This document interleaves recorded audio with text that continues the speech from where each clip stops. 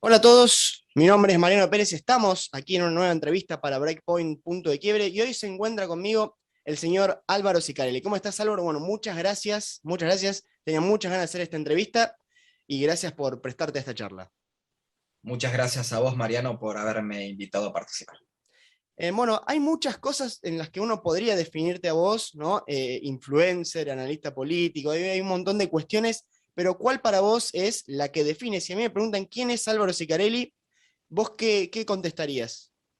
Bueno, hay un dicho que a mí me gusta mucho repetir, que es algo así como, soy todo lo que dicen, más de lo que piensan y peor de lo que imaginan. Pero si tuviera que resumir eso a lo que es mi actividad profesional actual, bueno, soy analista y consultor político y bueno, siempre trabajé temas de política nacional, pero me especialicé en temas de política internacional, defensa, geopolítica, bueno, y lo voy desarrollando tanto en el campo del sector público como en el sector privado. ¿Cómo comienza tu interés por todo el tema de la política? Bueno, viene atado directamente relacionado por mi pasión por el estudio de la historia. Para mí es fundamental que cualquier persona que se dedica a análisis político, pero también a la actividad política per se, tiene que tener un conocimiento por lo menos, digamos, intermedio de lo que han sido los principales procesos históricos de nuestra nación, de Argentina, de nuestra región y del mundo. Es imposible poder entender lo que nos pasa como argentinos si no analizamos dentro de un contexto histórico, de un pasado mediato, de un pasado quizás más remoto, y todo eso vinculado con los grandes sucesos de la historia mundial que nos han marcado y muchas veces nos han marcado a fuego. Sí, y bueno, hay un video muy conocido tuyo, ¿no? Con el que algunas veces te quieren pegar, que decís, soy socialista de Alfredo Palacios. ¿Cómo se va formando todo tu conocimiento, tu ideología? ¿Cómo va cambiando? ¿Cómo con el tiempo se va reformando, por así decirlo? Bueno, como toda persona que, bueno, va. El tema de la ideología es casi muchas veces un accidente en la vida de uno. A veces uno tiene una ideología porque la hereda de su familia, una ideología porque ante la necesidad de llenar algún vacío existencial adhiere o forma parte de tal o cual grupo político, partidario, o no sé, por ejemplo, en el caso mío podría haber sido, cosa que no lo fue, algún grupo de militancia LGBT, de las cuales siempre he estado muy lejos y comúnmente están ascriptas a la izquierda, y en mi caso digamos, mi primer sentimiento de pertenencia a una identidad política se dio no por la historia, no por la teoría política, sino por la literatura. Yo recuerdo haber leído y haber comprendido la mitad, cuando tenía alrededor de 15 y 16 años, Los Miserables de Víctor Hugo, y bueno, y veía todo ese gran retrato de época, de las miserias, de los apremios, de las dificultades, de las tragedias que vivían las clases populares en la Francia decimonónica, eh, y además, bueno, con la maestría de una pluma única como la que tenía Víctor Hugo, y yo decía, bueno, yo quiero estar del lado de los que luchan por los derechos Claro. de este sector, de este grupo de individuos, de seres humanos que padecen, ¿no? Y claramente también había un cierto posicionamiento maniqueo, todos los buenos de un lado, todos los malos del otro, y bueno, a partir de ahí después seguí leyendo a los naturalistas franceses, a los románticos, y eso fue profundizando. Después leí Dostoyevsky, Turgenev primero, después Dostoyevsky, eh, y bueno, y cada vez más y más y más, y bueno, y eso me llevó a leer a los primeros textos digamos, ideológicamente de izquierda, que accedí principalmente en la universidad y en la militancia universitaria. Recuerdo haber leído Los aparatos ideológicos del Estado de Althusser, La contradicción fundamental de Lenin, haber leído, bueno, después muchos pensadores posmodernos, Lakatos, Kuhn, Feyerabend, Foucault, bueno, y ahí un poco iba armando una izquierda sui generis, una izquierda Claro. imaginaria, que solo me la creaba no, quien te habla, y no sé si tenía asidero en la realidad, pero bueno, y ahí tenía una mezcla de cosas, pero esa misma vocación por la lectura, ¿no? esa curiosidad, el querer saber más, y saber mejor, me llevó a otras lecturas hasta que tomé contacto con la obra de mi gran formador, uno de mis grandes mentores, que es Juan José Sebrelli, y a partir de ahí empecé a revisitar muchísimas de mis ideas, empecé ¿no? a constatar que estaban equivocadas, bueno, lo bueno es que yo nunca fui ni castrista, ni Claro, chavista, ni estalinista, digamos, nunca fui un marxista militante, ni mucho menos un defensor de modelos colectivistas totalitarios. Repito, yo tenía una idea, por eso un deseo imaginario de lo que creía que era la izquierda, debía ser la izquierda, una mezcla de todos estos que, bueno, con Juan José también tuve la suerte de aprender mucho sobre Hegel, sobre Marx, sobre un Marx que incluso la izquierda dura no ha estudiado en profundidad, o si lo ha estudiado, lo ha dejado de lado porque contradice muchísimos de los postulados del marxismo, leninismo, estalinismo, maoísmo, castrismo, todas las variantes que hubo. Y bueno, y ahí fui, aparte con Sebrelli, fui justamente entrando en una contradicción sobre lo que yo creía que era la izquierda. Después empecé a acceder a literatura de los grandes pensadores liberales clásicos, principalmente liberales democráticos, del tipo John Stuart Mill, del tipo Raymond Aron, que para mí también es otro gran maestro, del tipo John Rawls. Y bueno, fue pasando el tiempo y una cosa llevó a la otra, y ahí obviamente en el medio, Juan José, porque no íbamos a dejar nunca de lado los estudios históricos, me cuenta que en Argentina existió un partido socialista fundado por Juan B. Justo, por Alfredo Palacios, por Nicolás Repeto Abuelo, que eran, sí, eran socialdemócratas, pero acérrimos defensores del libre mercado, claro. porque entendían que el proteccionismo era un instrumento del clientelismo político, del conservadurismo principalmente bonaerense, no de todo el conservadurismo eh, que había en la Argentina, principalmente el bonaerense, el de Fresco, el de Ruggerito, no, los Alberto Barceló. Y bueno, y dije, mira cómo hay una izquierda democrática, republicana, y que encima defiende el libre mercado. Y bueno, ya empecé a estudiar mucho los discursos y la labor parlamentaria de Justo, Palacios, eh, Juan B. Justo, como te repito, un gran defensor del libre mercado, del libre cambio. Alfredo Palacio incluso estuvo en contra eh, de la creación del Banco Central en Argentina. Cuando él desarrolla el nuevo derecho laboral, lo hace desde una posición, digamos, cooperativista entre propietarios y proletarios, entre empresarios y trabajadores, no en contradicción, no en guerra, no en una posición foquista, ¿no? De destruir al empresario, Sí, sí. destruir la actividad privada como si eso beneficiara en alguna forma al trabajador. Y bueno, y ahí fueron pasando los años, sucede ese hecho de que yo obviamente con alto nivel de sarcasmo y de bronca dije, a mí no me corrás por izquierda, o una cosa así. Soy socialista de Palacio. Bueno, era muy chico además, que tenía 28 años, de 27, 28. Está chico, más chico que ahora.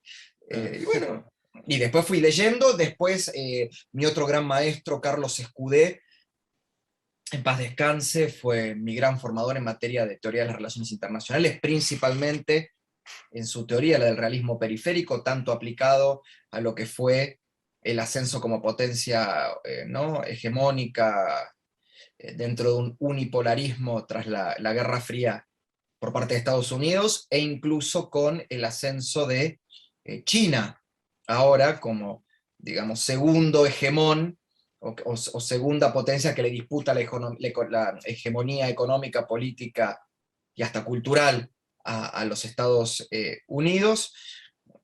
Y después, ¿quién me hizo leer por primera vez a Mises? Quiero recordar, porque ahí se lo disputan varias personas, porque yo acá en mi biblioteca tengo casi toda la obra completa de Mises, y recuerdo que fue regalada, sí, el que me hizo una reunión que tuvimos en unas oficinas no recuerdo si era Vicente López o era Libertador, ahí en el límite entre Capital y Vicente Ah, López, fue creo que entonces era juez todavía, Ricardo Rojas. Ricardo Rojas me hizo leer a Hayek, no a Mises. a Hayek. Y después había una, que no me puedo acordar en este momento, Carlota Yakish, ahí está, Carlota Yakish, que era una investigadora de la Fundación Konrad Adenauer, que después fundó la Fundación Friedrich Hayek, que no sé si sigue existiendo, y ella me hizo leer, o sea, nos recomendó leer el libro sobre el liberalismo de Mises. Bueno, un libro, ¿viste? Esto como el sendero de el jardín de los senderos que se bifurcan, diría Borges. Un libro te lleva a dos y dos te Claro, llevan no, a sí, sí, y cuatro, ahí y así, te ¿no? vas Y vas, interesando más y seguís vas, vas haciendo llenándote de una esa copia, cultura. claro, y vas haciendo un acopio de libros y de autores que al principio es muy caótico hasta que, bueno, le pones un esquema y vas un poquito ordenando. Y bueno, y ahí fui acercándome a posiciones más liberales, pues se llaman liberales de derecha, liberal libertarias, republicanas de derecha, no sé, pero no solamente. He leído muchísimo Irving Kristol, Krauthammer, John Kilpatrick, George Kennan, eso precisamente en política exterior, Kissinger, que es mi otro gran mentor que no lo he podido conocer, pero que su obra me ha marcado a fuego, precisamente en política exterior, Hans Morgenthau, muchísimos, ¿no? Que no quiero aburrir con tanta enumeración, pero bueno, y ahí fui modificando, ¿no? Posicionamientos que hoy se consideran, digamos, de una derecha fuerte o de una Claro. derecha... Algunos me dicen que soy un liber progre, otros me dicen que soy un neocon, o sea, un neoconservador, otros me dicen que soy libertario. Ahora, nadie me pregunta a mí qué soy. Claro, esa era la Todos, pregunta que todos me tenía para ubican. hacerte. ¿Qué sos hoy en Ujú. día? Cómo te definirías vos ideológicamente hoy por hoy? Mira, para un país como la Argentina, que tiene destruido su sistema político, lo tiene implosionado, porque en realidad votamos personas, no votamos fuerzas políticas, no votamos construcciones políticas que, salvo quizás en el caso de Juntos y del Frente de Todos, que fueron cambiando un poquitito sus composiciones, pero vienen durando hace más de 10 15 años, difícil encontrar hoy una fuerza, bueno, y obviamente el peronismo y el radicalismo por el poder territorial que tienen, Claro, difícil encontrar un partido con vida y vida interna partidaria, con un programa de gobierno que se vaya adecuando a los tiempos, con un escalofón de militancia, ¿no? Y jerarquías, donde uno hace la carrera partidaria para llegar a los altos niveles de dirección del partido, pero también a poderse presentar a través de ahí a las diversas candidaturas y a los diversos puestos que se eligen en los diversos órdenes. No hay eso. Entonces, con un sistema, con una democracia cada día más cuestionada, con un sistema republicano en crisis, con un sistema de partidos implosionado, yo hoy me considero un republicano, unos dirán de centro derecha, ¿no? Para mí derecha, digamos, un republicano de derecha, un tipo que hubiera votado a Nixon, hubiera votado a Reagan, y votaría a Trump, claro. una persona que, digamos, hubiera votado en el 89 a Angelos y en el 95 a Menem. Eh, eh, y después, por supuesto, con posicionamientos claros, depende el tópico, depende la política pública en discusión, pero también abierto a la modificación, al cambio, porque el tiempo que vivimos es cada día más complejo, más emergente, más dinámico, y quedarse con una posición estática, Sí, sí. para mí, nada, es bastante contraproducente. Así que, y muchos preguntan por qué yo digo republicano y piensan que lo digo solo como a la usanza norteamericana Hmm. o con el uso norteamericano del término. No, yo digo republicano porque entre ser un demócrata y un republicano, quiere decir, alguien que defiende la democracia por encima de la república, prefiero ser una persona que defiende la república por encima de la democracia. ¿Por qué? Porque la democracia, palabras más, palabras menos, es el ejercicio de la soberanía a través del voto. Nosotros, puede ser de forma directa o indirecta, elegimos a nuestros representantes que en nuestro nombre ejercen la función pública, ¿no? Y administran supuestamente los altos intereses del Claro. Estado, en representación del ciudadano. Ahora, vos con el voto podés legitimar cualquier cosa, Sí, poner los incluso un delincuentes que están régimen. ahora. Claro, por eso te digo, por un lado, corrupción, y por el otro lado, como diría, si no me equivoco, Echeverría, ¿no? Fue el que dijo, no me acuerdo si era Echeverría o Moreno, no, creo que fue Echeverría, que dijo que estamos en un problema, ¿no? Que si no derrumbamos la tiranía, lo único que hacemos es ir cambiando el tirano, Claro. sin derrumbar la tiranía, ¿no? No me acuerdo si era Echeverría o Moreno, en este momento no. Y bueno, y eso puede ser la democracia, en realidad vas cambiando al dictador, al mafioso de turno. Y yo no quiero eso, yo prefiero la república, porque la república, como dirían en la teoría política anglosajona, check and balances, ¿no? Es un sistema de equilibrios, es un sistema de controles entre poderes, es un sistema que limita el ejercicio del poder para que aquellos que tienen, y ahí utilizando un término altuseriano, los aparatos ideológicos y represivos del Estado no avancen sobre el individuo. Entonces vos tenés que el legislativo controla el ejecutivo y a su vez el judicial controla el ejecutivo y al legislativo, pero también por el legislativo pasan, ¿no?, los juicios políticos a los jueces, se van controlando. Y después existe un cuarto poder, que es, si bien no es un poder constitucional, tiene mucho, que es la prensa, que son los Sí, medios de no, sin ni hablar. comunicación. Y ahora existe, se hablan del quinto poder, que es la sociedad civil organizada desde organizaciones no gubernamentales, fundaciones, think tanks, que controlan también la actividad pública, pero hacen propuestas alternativas. Y así va sumando muchísimos mecanismos que regulan el ejercicio del poder. Bueno, yo estoy más, ¿no?, en defender la idea de una república democrática, por supuesto, pero una democracia sin república para mí siempre termina Sí, sí. degenerando en una forma de tiranía. Claro, sí, que haya sido electo no legitima todo lo que vaya a hacer. O sea, como Alberto Totalmente, Fernández el año pasado, que tomaba, ¿no?, decisiones a dedo, a ver que nos encerraba un día sí, un día no.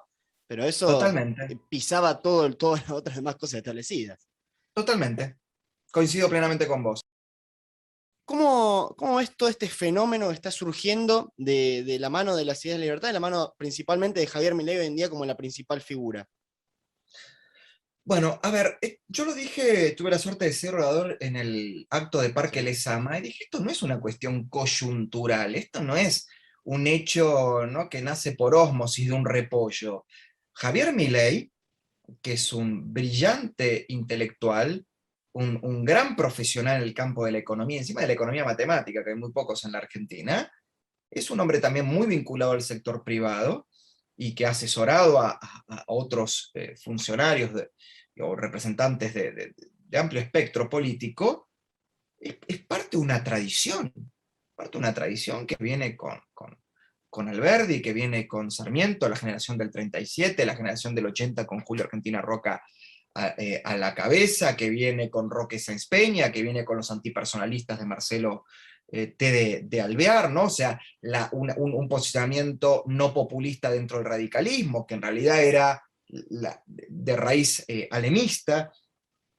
Bueno, después, obviamente, lo que intentó ser la UCD, la Alianza de Centros de partidos conservadores y liberales provinciales, es una construcción que viene forjándose no menos de 150 años de historia argentina. Y sí, lo que sucede es que Javier rompió con los moldes, claro. porque siempre los que eran referentes, por lo menos en el siglo XX, o sea, las últimas décadas del siglo XX y estas que van del siglo XXI, eran personas muy, ¿no?, circunspectas, muy correctas, muy esquematizadas, muy incluso en algunos puntos cliché de lo Claro. que se espera de un liberal Sí, los conservador. liberales de De repente, café, exactamente, exactamente. Los galeritas, como claro. dice mi querido amigo Carlos Maslatón, y de repente llega Javier Milei con un nivel de carisma explosivo, pero también con un nivel de empatía ante las demandas de una sociedad, o gran parte de una sociedad que está harta de los incumplimientos sistemáticos por parte de la clase dirigente tradicional, lo que él llama casta, yo digo clase dirigente, que están hartos en ver que la Argentina siempre atraviesa 10 años promedio de apogeo y después vienen crisis económicas cada vez más profundas, pero generadas por los mismos errores, ¿no?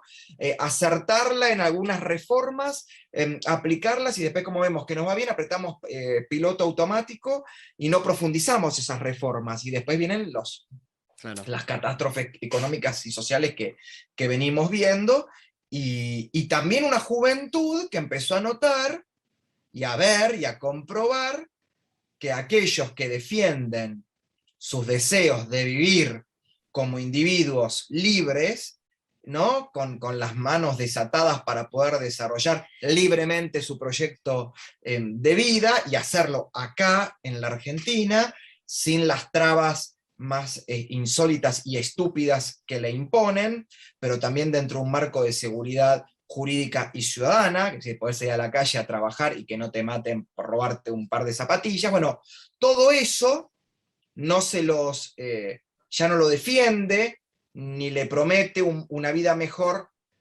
como lo venía haciendo falsamente, ¿no? La izquierda en todas sus expresiones, sino esta nueva expresión de derecha que representa Javier Milei de la mano de muchísimos otros Sí, sí. dirigentes que están con él y que incluso colaboran satelitalmente con él desde otros roles, ¿no? Divulgadores, influencers, generadores de contenido, economistas, analistas políticos, que se van sumando, muchos de ellos, incluso de diversa procedencia, y que no somos 100% libertarios de origen, sino que, bueno, vamos, pero que coincidimos en un 70-80% Claro. en la necesidad de aplicar un programa de reformas profunda en Argentina. Un programa de reformas que tiene que ser una profundísima reingeniería del Estado, ¿no? Como estructura de las funciones de la administración pública en todos sus órdenes, a través de eso una profunda reforma tributaria para que no tengamos que estar dejando el 45% de nuestros ingresos y de la riqueza que generamos en impuestos, y ni hablemos en los impuestos que impiden que podamos generar más riqueza. O sea, no solo de la que generamos, sino los impuestos que pagamos sobre la que estaríamos por generar. O sea, no como se hablaba en su momento, la ganancia presunta, ¿no? Sí, sí. La renta presunta, una locura, estas cosas demenciales del populismo.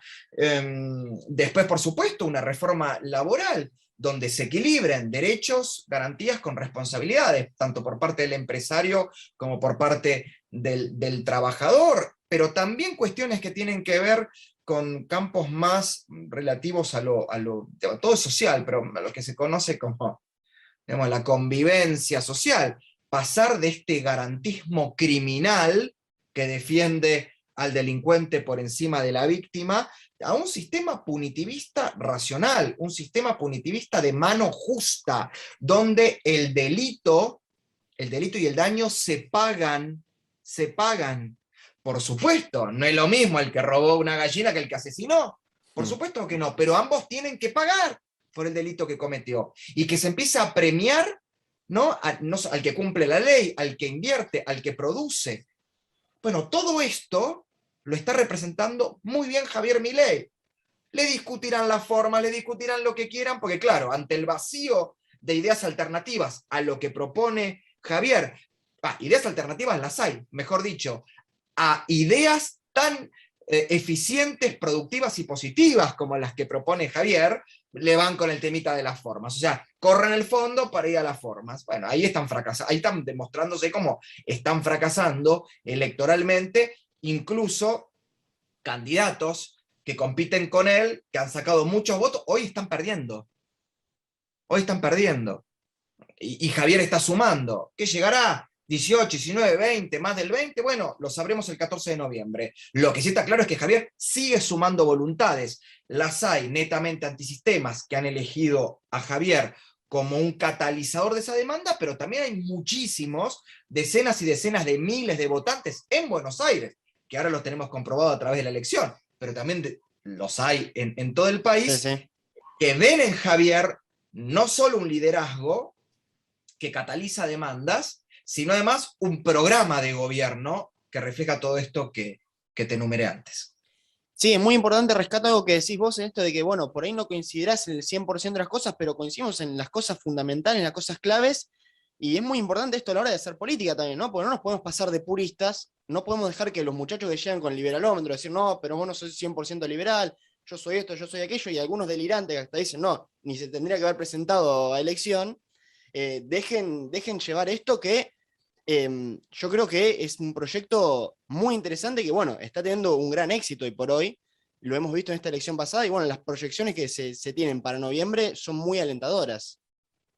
Hay tanta molestia y tanta bronca contra Javier y contra muchos de nosotros, porque principalmente Javier, pero también muchos de nosotros, algunos de nosotros, Mm. somos la medida del fracaso de muchos. Entonces se embroncan y nos dicen cosas, salen con delirios, con falsas acusaciones, infamias, injurias, pero bueno, ladran Sancho, ¿no? Yo voy a seguir en esta lucha para construir un proyecto de país alternativo al que viene reinando en Argentina hace 70 años, con gobiernos de toda, ¿no? De todo origen, toda estirpe, toda Sí, historia sí. pasada, uno peor que el otro, y bueno, y ahí estoy, y bueno, me tengo que comer un montón de sapos. Lo dije también en Parque de Sama, cuando yo hablé había mucha gente que a mí me aplaudía y quizás hace tiempo, hace unos días, semanas atrás, anteriores al evento, me reputeaban de arriba abajo y ahora me aplaudían, pero ¿por qué? Porque no vamos a coincidir en todo, pero lo importante es coincidir en aquello que es estratégico para la construcción del espacio político, táctico y estratégico, y por el otro lado en todo aquello que hay que aplicar cuando, luego de que tomemos el poder, de la forma en que ocupemos el poder, ya sea, no sé, con Javier Milei como presidente de la nación, si es que él así lo desea y ahí lo acompañaremos, como Javier Milei, superministro de Economía y jefe de las grandes, ¿no? De los equipos que realizan las grandes reformas que te enumeré, de la mano de un presidente que esté de acuerdo, ¿no?, firmemente en la necesidad de esa reforma y lo convoque a él y estaremos también ahí. Y yo no puedo, no, porque, no es porque él decide no ser candidato a presidente, lo abandono. O Claro. porque él decide ser candidato a presidente y no a superministro de Economía, lo abandono. No, no, pará, también estamos hablando de un ser humano. Empecemos a recordar que Javier es un ser humano que se está inmolando física e intelectualmente en favor de este proyecto. Entonces paremos un poquito con los niveles también de, como lo que pasó después del debate, las críticas, todos expertos en consultoría. Por supuesto que había cosas que Javier, a mi entender, no hizo bien el debate, pero salir a acribillarlo, salir a buscar, ¿no?, chivos expiatorios y acusarlo a él de que no sé qué, que no sé, por favor, ¿no? Un poquito de Sí, sí. mesura. Sí, no, siempre y cuando las críticas se hagan desde una forma constructiva, es decir, bueno, podemos mejorar esto y esto y seguir adelante, pero sigo bancando y no salir a buscar culpables y apuntar y señalar con el dedo a gente, ahí coincido con vos que desde algunos lados se pasaron un poco de rosca. Totalmente.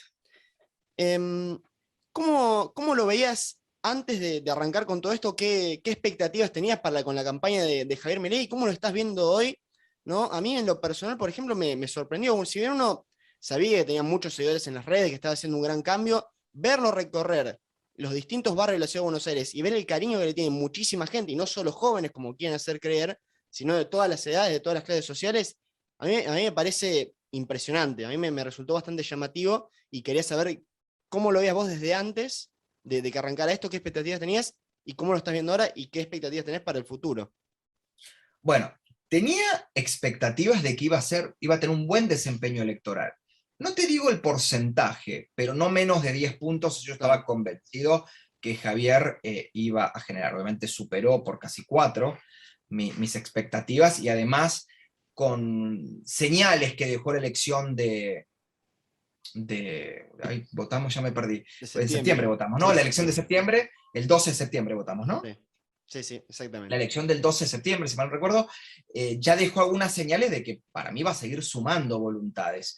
Voluntades tanto con el apoyo circunstancial, con el voto, pero también con gente que va a querer que esto se estructure en un proyecto político de mediano y largo plazo, que a mi entender tiene que ser un proyecto de carácter frentista, que tiene que sumar a otros espacios para generar masa crítica.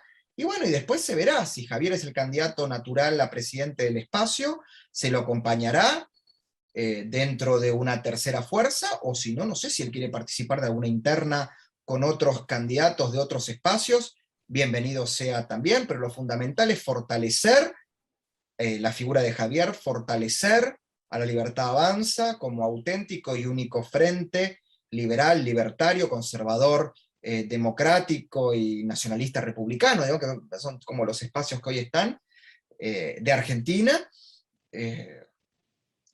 Y bueno, y con esa masa crítica, repito, o lanzarse solo en el 2023, si él así lo desea, o formar parte de una gran primaria republicana, a lo que yo di llamar polo republicano, Claro. que ahora se está usando muchísimo. Antes se me reían, y mirá vos cómo fue la historia y la vida de las cosas. Claramente ese no es un hashtag que no envejece, ¿viste? Eso es lo bueno. Sí, sí. Ese está siempre con cosas de muy buena salud. No envejece. Y bueno, así que muy contento. Yo hace mucho que no participaba en una campaña de forma tan entusiasta y tan Claro, con toda contento, convicción. y de votarte de forma tan convencida. Sí, sí, no, ni Eh, hablar. Ni hablar, ni hablar. Bueno, yo no puedo votar aquí en la Ciudad de Buenos Aires, sino lo haría con todo el convencimiento del mundo, como si estuviera votando a un Trump en Estados Unidos o un Bolsonaro en claro, Brasil, ¿no? claro. Y en tu futuro, ¿qué ves? ¿Cuáles son tus aspiraciones de acá, no sé, un 2023 o en algún momento pensándote como candidato de algo? ¿O qué expectativas tenés para tu futuro propio en lo que es la política o fuera de ella?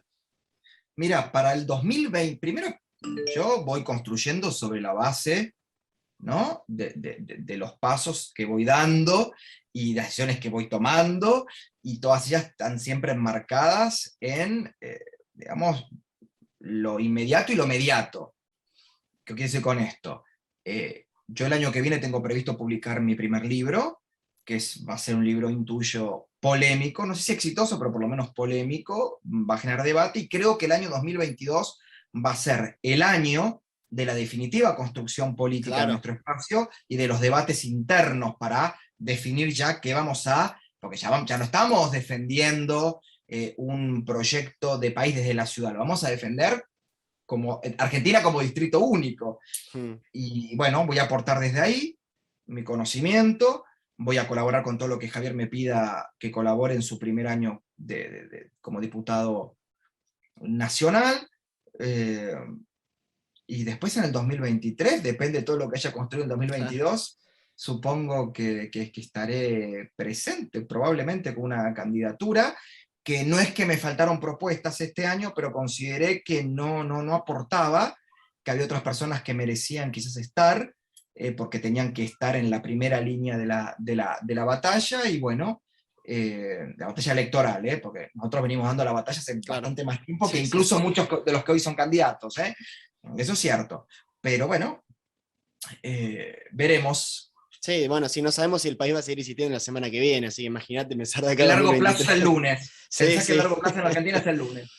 Eh, bueno, me comentabas recién sobre tu libro. ¿Hay algún pequeño adelanto que me puedas comentar sobre qué más o menos va a tratar? ¿Algún título que vayas Y pensando? mira, te voy a decir, son 3 partes, te voy a decir solamente las 2 primeras. Bueno, Porque la tercera es justamente la más polémica, y no la quiero adelantar. La primera también puede ser polémica para los estándares ideológicos, y hoy en día en sectarios y Argentina todo dogmáticos es polémicos. polémico. No Cualquier polémico, pero cosa que diga uno, todo es polémico. la primera es mi devenir, esta, de forma más detallada Claro, y con mucho más, ¿no?, con un raconto bibliográfico más profundizado de mi devenir de esa izquierda imaginaria a esta derecha realista y pragmática que milito. Desde mi adolescencia, con mis primeras lecturas, pasando por la universidad que abandoné, porque yo soy más autodidacta digamos, no, tengo más formación autodidacta que claro. formación académica, y agradezco a Dios que me haya dado esa capacidad de poderme formar sin tener que pasar por las estructuras ideológicas e ideologizantes de la universidad y de la Universidad Pública Argentina, que será otro tema para debatir.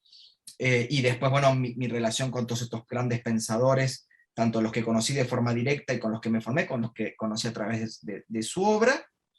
La segunda parte es que creo, humildemente, que esa derecha realista y pragmática en la que me siento parte y referente debería pensar y proponer, y la tercera parte me la reservo.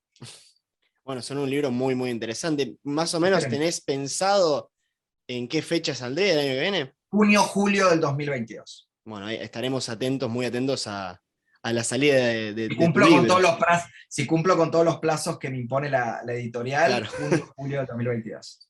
Mm. ¿Cómo es este tema del liderazgo, volviendo un poco a lo que es la política y lo que es este espacio, que algunos se indignan y se ofenden con el liderazgo que está teniendo Javier Milei? Dicen, no, son ideas y no personas, y no sé qué, siendo que es el propio Milei el que siempre repite eso, pero yo creo que a las ideas se necesita defenderlas, se necesitan nombres fuertes que las defiendan.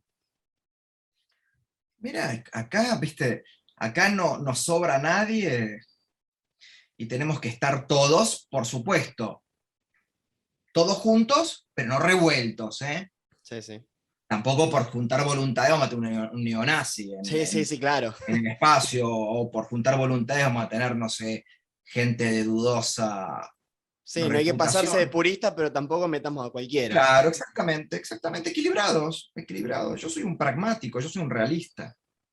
Tengo una dosis importante de idealismo, pero entiendo que al final del día es la calle la que, en la que se entiende hacer la calle, digamos, la Sí, realidad sí, económica, social, cultural de nuestro país y política. Eso es lo que termina. Por supuesto, con nuestros ideales podemos torcer, ¿no? El trayecto hacia el abismo que estamos transitando, pero nunca olvidar que estamos en un mundo real, con seres humanos, con individuos reales, que sufren, que padecen, que tienen anhelos, muchas cosas. sí, sí. Entonces, guarda, guarda con respecto a levantar mucho el dedito acusador, mucho, no porque vos esto, vos lo otro, con quién estuviste, con quién no estuviste, porque además hay que tener, perdóname, la obscenidad, digamos, lo grotesco, el culo muy limpio. Claro. Tener el culo muy, muy, muy limpio. Y ninguno de nosotros tenemos el culo totalmente limpio. Alguna vez nos mandamos alguna cagada, alguna vez nos equivocamos, alguna vez pensamos de forma equivocada, alguna vez acompañamos a las personas equivocadas y eso nos puede cancelar. Entonces, a mí me preocupa poco si un dirigente se le escapa una grosería, se le escapa una cosa media cringe, si en realidad lo que está proponiendo es lo acertado. Y encima, ahora lo critican a Javier porque habla de reformas que tienen que durar 15 años. Antes lo claro, lo criticaban por irrealista, por Sí, fantasioso, sí. por defender ideas y políticas impracticables, Sí, por comentar de la inaplicables, tribuna, todas y esas ahora cosas que van propone cambiando, un van plan, rotando siempre con el tiempo. exactamente, y ahora que propone un plan, y él habla de reformas quinquenales, por llamarlas así, que hablaría de que se necesitaría mínimo, no sé, una presidencia de 2 mandatos más otra, con la posibilidad de renovar, ahora dicen que no, que ahora ya demuestra que no tiene nada para proponer, no les gusta una cosa, el gataflorismo que hay. Sí, sí. Sí, tardamos 15 años en llegar a ese estado de estar bien, pero se comienza de entrada bien pisando bien fuerte. Totalmente. Eso es la parte que no ven del discurso y se quedan en, no, va a tardar 100 años, para eso no lo elegimos al tipo, ¿no? Pero esas críticas siempre han estado, ¿no? Primero era que comentás de la tribuna, después si te presentás no sacas nada, después esto, que lo otro, había la que se mete, ahora querés ser político, yo siempre los detractores van a estar, y es bueno que estén, porque si ni siquiera le pegaran, es porque no está haciendo ruido, ¿no? Ahora que No, salen por todos a hablar supuesto. de él Lo que y digo, no todos puedes a pasar, tratar de copiar el discurso, es porque está haciendo las sí, cosas.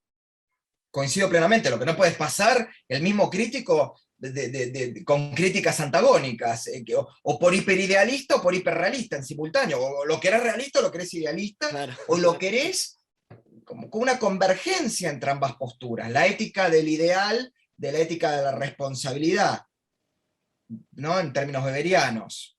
Sí, sí, sí. Eh, entonces, bueno, a veces hay que conjugar ambas posiciones, no es fácil, esto no es soplar y hacer botella. Y además el sistema político, la casta, como la llaman y todo, va a seguir existiendo. Lo que nosotros tenemos que hacer, porque no va a dejar de existir, porque hay algo que siempre me gustó que decía Hegel, ¿no? Que uno de los principales motores, ¿no? de la historia es el anhelo y deseo de ser reconocido.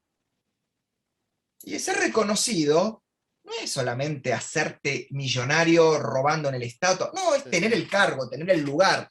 para que se te reconozca que llegaste. Eso va a suceder siempre, porque muchos de los que ahora hablan y dicen el tongo, el carguito, y qué sé yo, están desesperados por un tongo y un carguito. Sí. Esto como decía Carlos Menem, cuando te sentás a una mesa a cenar y hay un tipo o una mina que te habla de moral, de ética, ¿no? de responsabilidad, de austeridad, cuando se levantó de la mesa, ponete a contar los cubiertos. Uno se afanó. Sí, Hay que sí. tener muy, viste, repito, muy, muy, muy limpio, y no sé quién tiene tan limpio, tan limpio. Parece que acá nadie se equivocó, todo el mundo votó bien siempre. Bueno, bajemos un poquito la locura. Y guarda, porque después cuando los veo firmando el contratito, ahí voy a estar yo. Che, ¿cómo? ¿No éramos que el tongo éramos nosotros? Claro. Y vos, Sí, nada, sí. tan inteligente. Sí, sí, no, ni hablar, ni hablar. Bueno, Álvaro, ha sido muy interesante charlar con vos. Invito a toda la gente que esté viendo esto a suscribirse al canal, a ayudar a compartir, darle me gusta y todas las cosas que ya sabemos que ayudan a crecer a los canales aquí en YouTube y en las redes sociales. Y bueno, la verdad, un placer haber charlado con vos. Hay 100 millones de cosas más para charlar, así que cuando quieras estás más que invitado a volver o a venir al programa en vivo para también responder algunas consultas de la gente. Para mí ha sido un gustazo. No, el gusto ha sido mío, sos un gran entrevistador, principalmente porque escuchás y dejás hablar al entrevistado, que hoy también tenemos mucho de esto, ¿no? Periodistas que quieren hablar más que el entrevistado para demostrarle al entrevistado que no sé si sabe más que él, pero que puede opinar más que él, que no entendés para qué lo llamaron. Claro. Así que te felicito y por este proyecto que está creciendo muchísimo. Y también, bueno, si esto después va a ser visto en mis redes sociales, invito a todos mis seguidores y suscriptores a acompañar a Mariano Pérez de Breakpoint en su trabajo con este proyecto. Así que muchísimas gracias de nuevo por la invitación. No, el placer es todo mi dolor y nos estamos viendo más pronto que tarde. Muchas gracias.